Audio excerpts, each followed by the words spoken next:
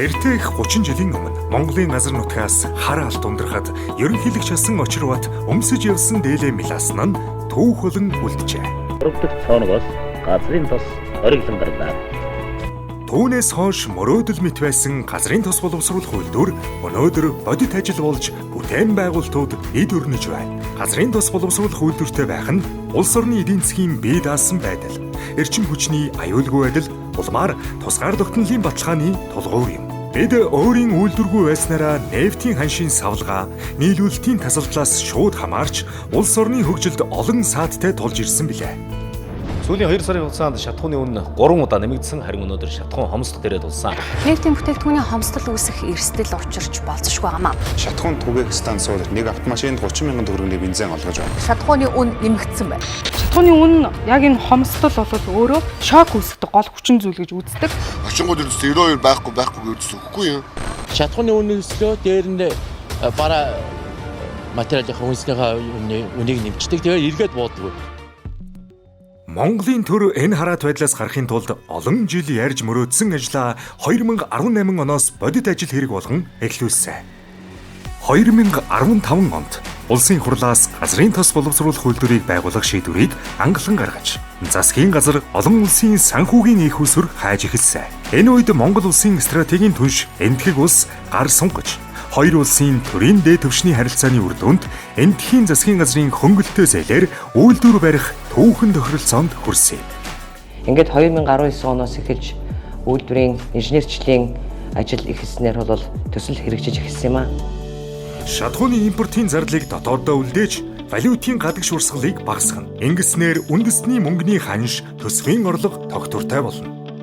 Тэгэхээр 90 оноос хойш шинээр бий болгож байгаа ганц салбар бол одоо энэ одоогийн барьж байгуулж байгаа газрын тос боловсруулах үйлдвэр. Альч улс бол эрчим хүч, газрын тос, хий ийм үндсэн юмнаас бол аль хараат бус байхын тэмцэл явагддаг.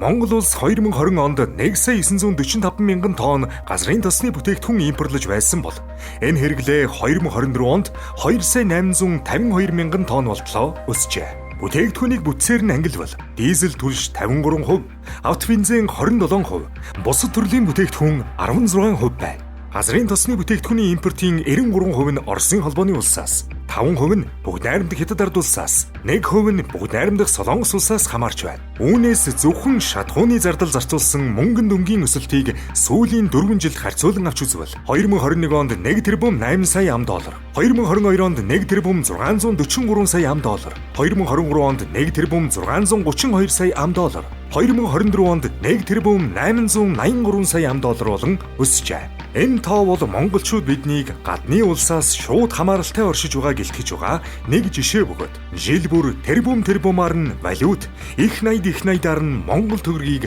гадаг шуурсгаж байгааг илтгэж байна. Ажил үйлдвэрлэлийн процессыг ахаад нэг шат ахиулах гэдэг талаас энэ үйлдвэр бол маш чухал ач холбогдолтой гэдгийг нэгдүгээр хэлье. Өнөөдөр бол одоо манай үйлдвэрийн хувьд бол 4 багц ажлын хүрээнд хэрэгжиж байгаа. За нэгдүгээр багц ажил бол одоо дуусгаад 2024 онд бүрэн хүлээлгэж өгсөн. За 2 3 дугаар багц ажил бол одоо эд өрнөж байна. Үйлдвэрийн төсөл сүүлийн шатанда орсон гэсэн үг. Газрын тос боловсруулах үйлдвэр жилдээ 1.5 сая тонн нефт үйлдвэрлэх хүчин чадалтай. Түүнээс шингэрүүлсэн шатдаг хий 28 мянган тонн, 95 октантай автобензин 396 мянган тонн, дизелийн түлш 824 мянган тонн, онгоцны түлш 80 мянган тонн, зуухны түлш 17 мянган тонныг тус үйлдвэрлэх хүчин чадалтай. Үзэгч танд нэгэн зүйлийг тодорхой тайлбарлая. Монголын газрын тос боловсруулах үйлдвэр Дорногов аймгийн Алтан ширээ сумын нутагт Сайн шан хотоос 18 км-ийн зайд байрлаж байна. Харин газрын тосыг түүхийн эдэр хангах хорд Дорнод аймгийн Матад суманд байрлаж байна. Энэ хоёр байршлын хооронд 527 км. Эрхэм үзэгчдэд би нэг сонирхолтой зүйлийг танилцуулах гэж байна. За энэ бол Монголын газрын тосыг тээвэрлэх, газрын тос дамжуулах хоолой. Яг ийм хоолой буюу нэг ширхэг энэ хар хоолой тус бүртээ 12 метрийн урттай. Нийтдээ 44 мянган ширхэг хоолойгоор 3 аймгийн 8 сумын газар нутгийг дамжаад 527 км тууш ийм хоолойг угсарч, гагнж, холбож газрын гүнд суурилсан байгаа. Монголчууд та бидний хамгийн хүргэн хэрэгэлдэг АИ-95 дизель түлшийг Монгол улс дотооддоо үйлдвэрлэдэг болох энэ том зорилгын төлөө энэ хоолой Монгол залуучуудын оролцоотойгоор олон улсын байгууллагуудын хамтын ажиллагаатайгаар Монгол улсын засгийн газрын хөрөнгө оруулалтайгаар ийхүү бүтээн байгуулагдаж байна. Монгол орны зүүн урд хязгаар, Дорнод аймгийн Матад сум, Тамсгийн сав газар, газрын тос дамжуулах хоолойн толгой станц. Төсөл маань 3 үндсэн барилга угсралтын ажлаас бүрдэж байгаа. За эхнийх нь бол тос дамжуулах хоолой, хоёр дахь нь бол одоо та бүхний харж байгаа газрын тосныг өргөж халаах станцууд баригдаж байна. За 3 дугаар асуудал маань энэ төслийг одоо цахилгаан эрчим хүчээр найдвартай хангах, цахилгаан дамжуулах агаарын шугам, хойрлох байгууламж, дэд станцын барилга гэдэг үндсэн ийм 3 чиглэлтэй барилга угсралтын ажил явагдаж байна. Олон улсад төвхий тос, нефтийн бүтээгдэхүүнийг 4 тээврийн хэрэгслээр зөвөрлөдөг. Энэ нь далайн тээвэр, төмөр зам, автозам, дамжуулах хоолой. Үүнээс манай улсад аюулгүй байдал эдийн засаг талаасаа дамжуулах хоолойгоор зөвөрлөх нь хамгийн тохиромжтой. Бас энэ орон нутгийн газрын алба холбогдох хүмүүстэй бас ярилцаж ганц ч айлын давхцалгүйгээр бас энэ трассыг баталж өгсөн. За тэгээд түрүүн бас ярьсан бэлтгэл ажил дээр бид бас яг энэ дамжуулах хоолойн трассын хажуугаараа одоо сервис руу буюу технологийн замыг бас тавьж өгсөн байна. Тэгээ энэ технологийн замаар одоо орон нутгийн маш олон одоо иргэд машинаараа одоо зарчиж байна. Яагаад заавал дамжуулах хоолой гэж? Хоолой ийм учраас бид сонгосон юмаа гэдээ иргэдэд тайлбарлаж өгье. За ашиглалтын зардлыг ингээд тухайн үеийн тэр судалгааны үр дүнгээс харж хахад за хамгийн үнэтэй нь автоцом. За 1 тонн тосыг 527 км тээвэрлэхэд 65 Америк долларын төсөв гарсан байдаг. За төмөр зам нь бол харьцангуйгаа айгүй 25 ам доллар тонн 527 км-тэй. За тэгээд одоо дамжуулах хоолой маань 1 тонн тосыг 527 км тээвэрлэхэд 7 ам долларын ийм төсөв урьдчилсан. Тонн тос тутамд 7 долларын зардал гарна. А гэтэл автозамаар тээвэрлэхэд 40 гаруй доллар, төмөр замаар тээвэрлэхэд 20 гаруй доллар. За түүнээс болвол одоо 8-аас 4 дахин бага өртгөөр энэ хоолоогоор дамжуулж тээвэрлэх энэ арга замыг сонгосон байна гэсэн.